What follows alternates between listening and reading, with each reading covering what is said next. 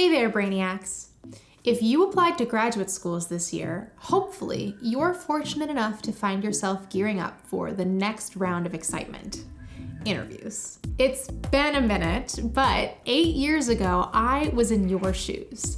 I bought a suit and some nice, comfortable shoes, read a bunch of advice on how to interview well, and spent every weekend for 2 months flying all over the country, visiting different universities and meeting brilliant neuroscientists to try and decide where I should go to grad school. Those interviews will probably look a little different in 2021, but the end goal is the same: choosing an institution that will best fit your interests, goals, and needs as a grad student. So, as someone who got accepted at every university I interviewed at, it seems like the perfect time to share some of my thoughts on how to choose the grad program that's right for you. And even better, my good friend and thoughtful neuroscience professor, Ashley Juavinett, will be giving some insider tips that can give you an edge in this process. Stick around until the end of the video to hear from Ashley herself and learn how you can enter to win a copy of her book, So You Want to Be a Neuroscientist.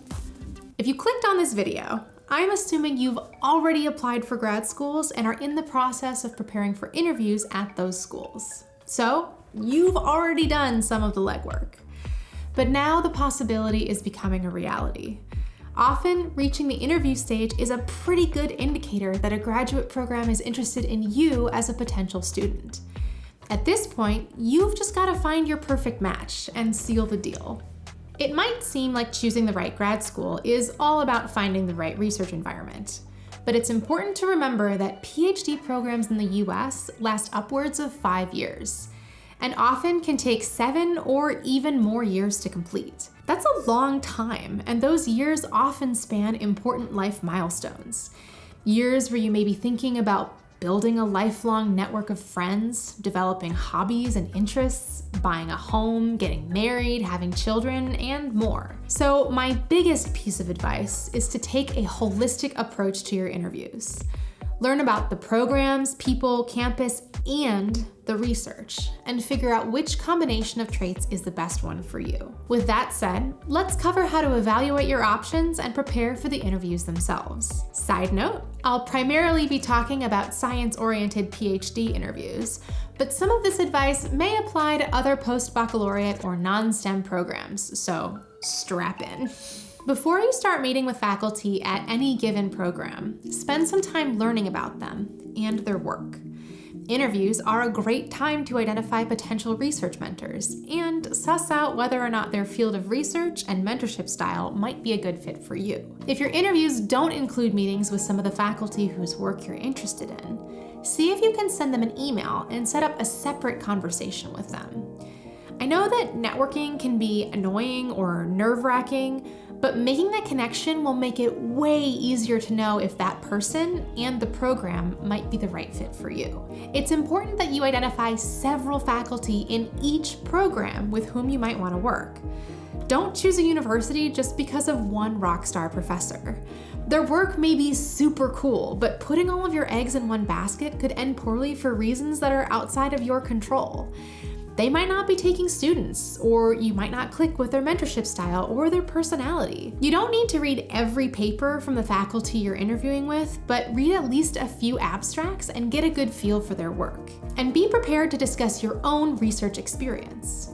You might feel like you don't have a lot to talk about, especially if you don't have a ton of research experience, but really, your interviewers just want to see that you can think and talk about science clearly, get a feel for what kinds of questions you're interested in asking, and hear how you might go about answering them. Be prepared to talk not only about the techniques that you've used, but also the bigger picture research questions you're working on, and what kinds of projects you'd be interested in working on in the future.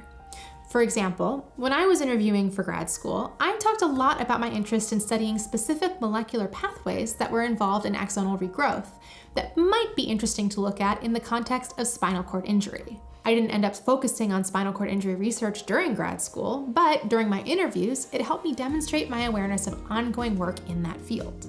During interviews, have a list of questions you'd like to ask. And make sure you also set up times to talk to trainees and staff in the labs of faculty you might be interested in working with. This can be a great way to get multiple perspectives.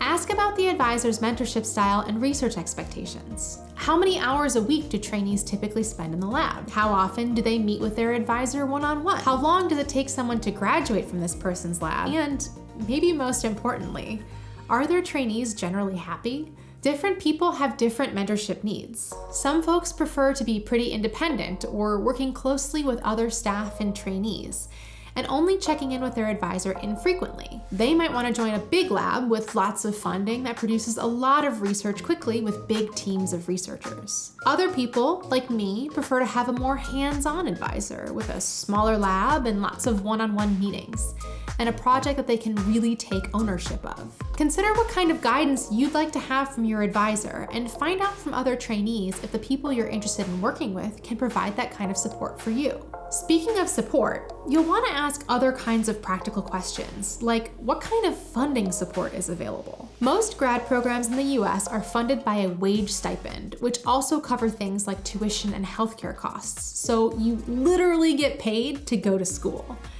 But sometimes that requires a lot of time spent teaching classes, or may require that you secure your own additional funding through grants. Talk to the faculty and students to learn how the program is set up, what the expectations are regarding funding, and what happens if you're not able to get your own grant. If you're looking for a collection of these questions and others, I've included a link in the description to a one-page document about what to ask when selecting a potential advisor. It might be helpful during your interview process.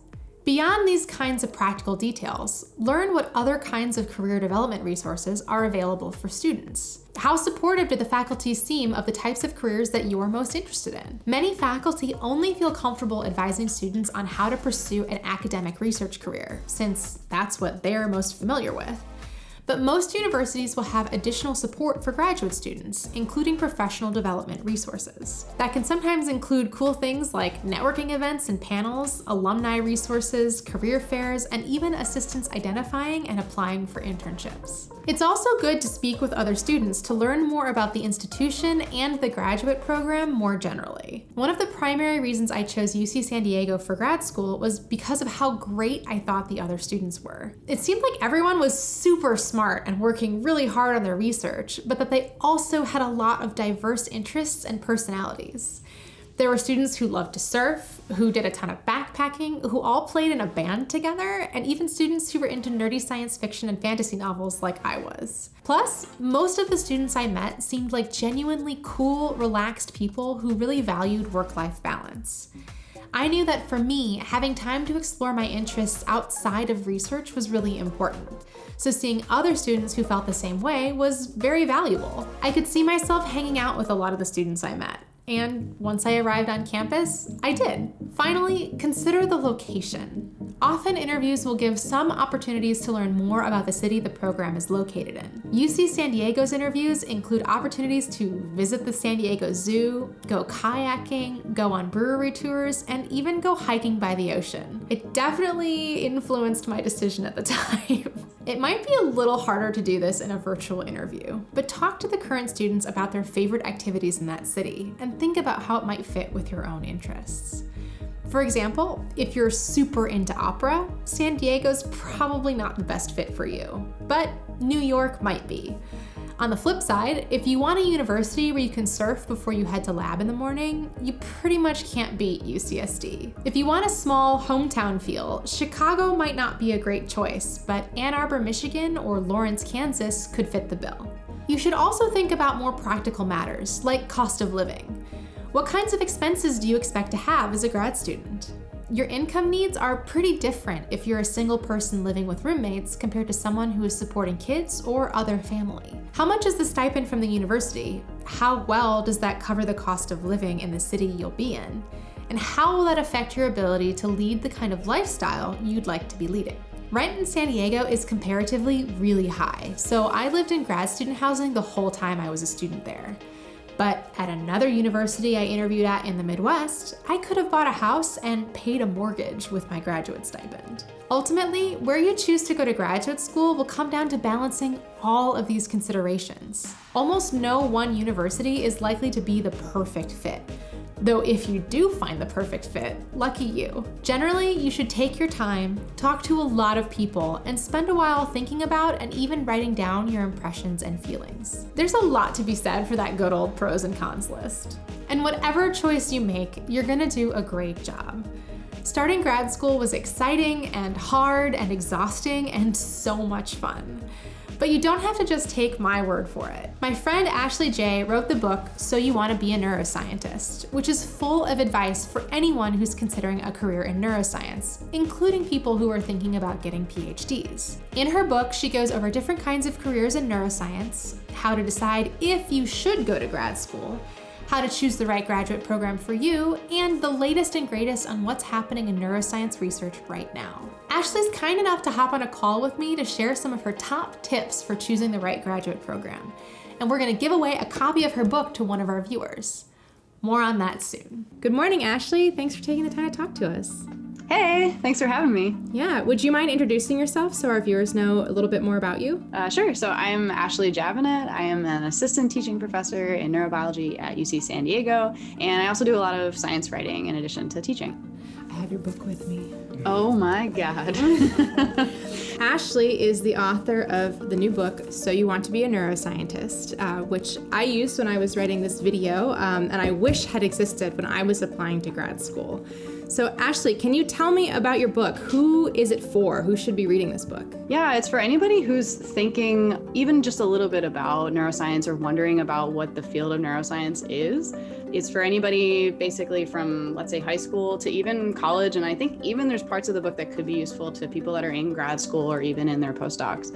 So yeah, if you're thinking about neuroscience as a field, wondering what it's about, this might be a good book for you. What made you decide to write this book in the first place? Look, neuroscience is a new field, and the last book that was written about it was in 1906 by, the father of neuroscience, Santiago Ramón y Cajal, who is great and we love him, but was a man of his time, For those who haven't read Santiago Ramón y Cajal's book on this topic, he, had a stay-at-home wife who took care of his kids. Yeah, I mean, he lived in a different time when, scientists would just, close them soft into rooms and, do some science for a while and then, pop out and say, look, I found something. You could really just focus on your research because you did not have to worry about the rest of domestic life. Yeah, totally different time. So this editor said, look, do you have any interest in writing a book for now, basically? And I was like, that sounds like a great idea. And so kind of took up that idea, started thinking about the things that, are sort of conversations behind closed doors about how to find an advisor or how to get into grad school and all these things, and just try to put that in a book so that it's just out there, so that it's accessible to people who may not be behind those closed doors. And so that for me has been the main motivation in writing it and also trying to share it with other people. What do you think is the number one thing a person should do in preparation for their grad school interviews? Oh man, I mean, maybe the first thing is relax, because getting an interview is actually a huge accomplishment. Yeah. I think beyond that, you're gonna end up talking to probably 8-ish different faculty. And so one of the things to do is really just to figure out who you're talking to. You'll also need to talk a little bit about what you do too. So kind of preparing a spiel that's kind of like a 5-minute, here's what I do, here's why I wanna go to grad school. That's all really good to do in advance. I think it could be helpful to think of the interview as a date where you're both kind of evaluating each other, right? Absolutely. I mean, it's totally about finding a fit, with you and the program, totally. What do you wish that you knew before you applied to grad school about interviewing?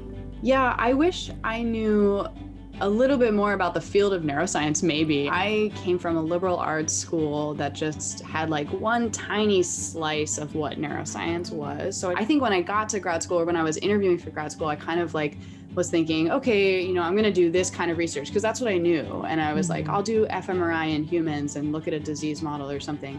But I didn't know about all the cutting edge techniques. So it wasn't until I got, through my rotations, I started realizing oh, neuroscience is so much more. Yeah. I mean, that's one of the really exciting things about your book, right? Is it kind of touches on all these different arenas and sort of is hey, even if the programs you're interviewing at, don't emphasize this, there's a ton of different directions all of this can go. Yeah. And one of the big parts of the book is just saying like, here's neuroscience. It's not just like this. It's not just this. Like, it's actually like all of these things. And so like what your school calls neuroscience might be different from what another school calls neuroscience, or, what's included in that umbrella could be really different.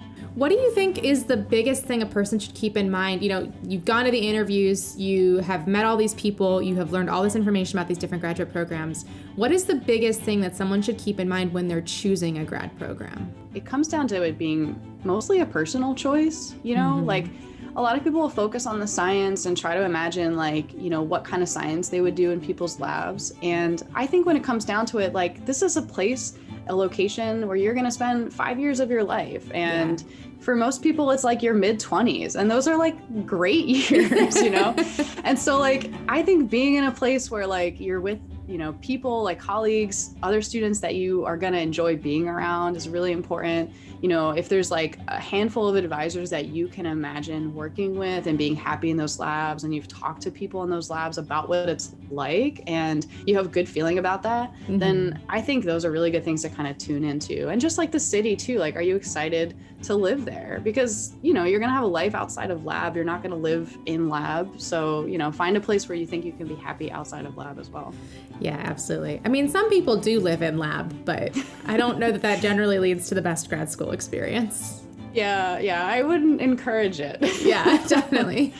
From a personal perspective, how did you ultimately decide on UC San Diego for grad school, and how did you feel confident that that was going to be the right fit for you? I don't think I felt confident. I mean, I think I was pretty sure. Yeah. And I mean, I sort of feel like any of these big life decisions are always a little bit of a leap of faith. Like, I don't know exactly what it's going to be like. When I left college, I was kind of like, I wanted to do all the things. Like, I didn't want to choose just one thing. So I applied to PhD programs. I applied to like dual degree programs. I applied to the Peace Corps. Like, I was just like, let me do all the things.